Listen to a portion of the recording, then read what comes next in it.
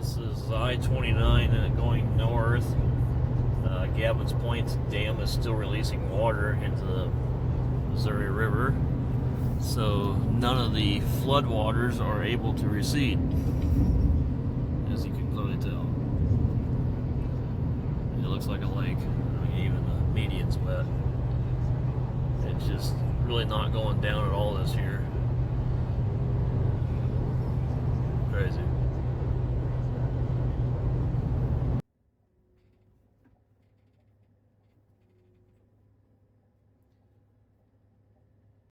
Well, this is going to be a new learning curve for me. Started in, but what I've done so far is working pretty good. Well, it's been a while since I posted a video, so most of the clips you're going to be seeing are from the July time frame. I have shared custody of my son, as well as Kelly having shared custody of her children from her previous relationship, so we try to take advantage of our summers with the kids here, so that's one of the reasons for not getting up videos on a regular basis. Okay, in this clip I'm cutting wheat. This is the wheat that you guys watched me plant last fall and then grow throughout the spring. Overall, I was pretty disappointed in the yields. We were short of growing degree units this spring, and then when the rains quit, they quit. You saw me checking the corn tasseling there. That was early July, and we were very hot and very dry during that time period. But we've since gotten a lot more rain. And as you can tell, we used the International Combine to cut the wheat. That was new to me. I had never set the combine up for wheat. I've never set any combine up for wheat. So it was all a learning curve, and it took me quite a while to get the machine dialed in because I didn't know the tricks of the trade to get it to operate at top performance. Buying interest for the International Combine has been quite low. So at that time, we still had it. And that's past tense. So I guess you guys will just have to stay watching. Maybe I did nothing. Maybe I still have it. Maybe I did something really cool. Never know. Besides the wheat yields being disappointing, the straw yields were quite good at about 3 bales per acre of wheat straw. I really enjoyed baling wheat straw, which you're seeing here in this clip, which is 8400R and the John Deere L340 baler. The baler worked great. I could run about 10 miles an hour, and again, we were kicking 3 bales an acre out, so I felt that was pretty good performance. I'd love to be able to bale straw on a larger scale, but I don't think I'm going to be raising any more wheat because the dockage was pretty significant. Wheat prices are in the tank, and I think a lot of the elevators are looking to buy it cheap. The only real income that came off this wheat was the wheat straw.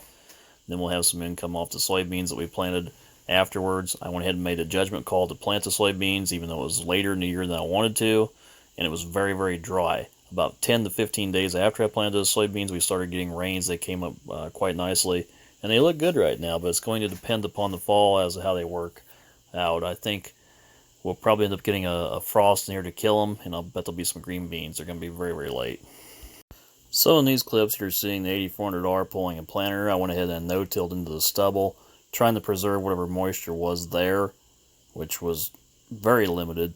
When our rain shut off this year, they shut off. Never in my life have I planted in mud, literally plowing through mud holes, and that was it. We never had another rain for about 5.5 to 6 weeks. Our corn pollinated during that time. These late season beans are really trying to come up and get growth at that time. And everybody, I think, is in the same boat throughout the Midwestern region. I was up in the Redwood Falls area of Minnesota here just the other day. They're very late. They're very yellow corn. It's been a pretty tough year on a lot of farmers, not only financially, it's just been very tough with the weather scenarios going on.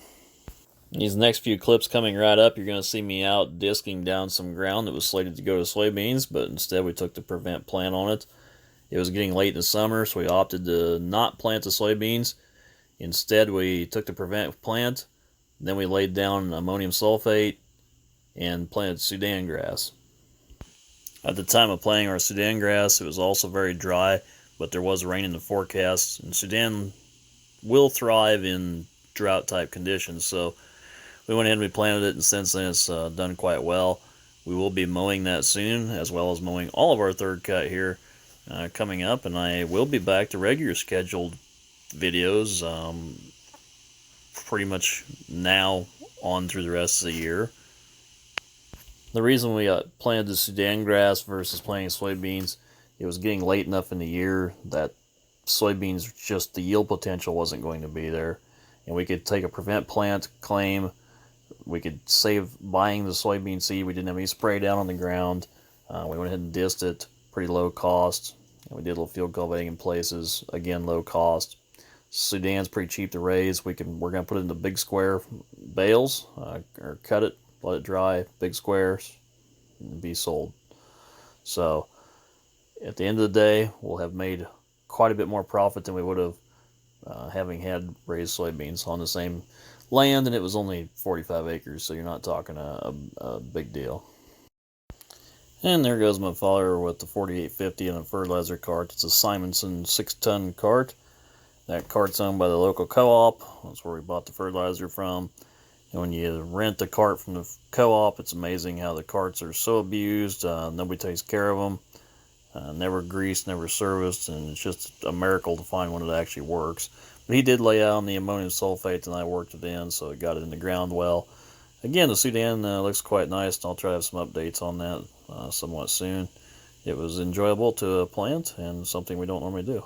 This upcoming clip was older, from July, but kind of shows just how the year had changed by that point. If you guys remember a while back, I did a video where there was a river out that was flooding. That was actually the exact same spot I'm filming now. Here we are in the July, same cornfield, and it's really starting to get pineapple and white looking. So we are desperately short on rain right now.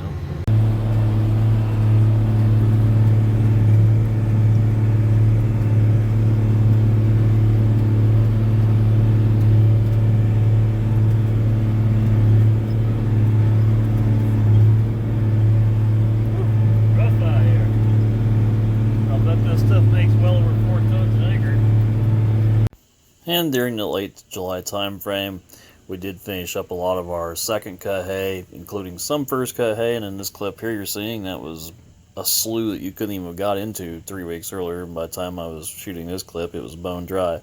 Good tonnage in that little piece of field there. But overall, second cut was kind of disappointing. We just didn't have the rain. But again, we are gearing up for a third cut here right away. And it looks quite tremendous. And I did purchase something that you guys will just have to stay tuned for to see what we're doing for this last cut of hay. That's a weird clip. I don't know what happened to the tires on that tractor. Even weirder. I don't know what the heck's going on here. What is that thing? You never know where these clips come from. Interesting. Boy, you guys got a lot to stay tuned to keep watching on this channel. Wonder what this is all about. Weird. And yes, we even did some square bales with the old square baler. Worked very well. It was not very heavy hay, as you can tell. Gary's back there. He was keeping up with me quite easily. A one-man racking crew that is standing around bored must mean it's not very heavy hay. But it's very, very good quality. So the horse is happy. Thanks for watching, and more videos come soon.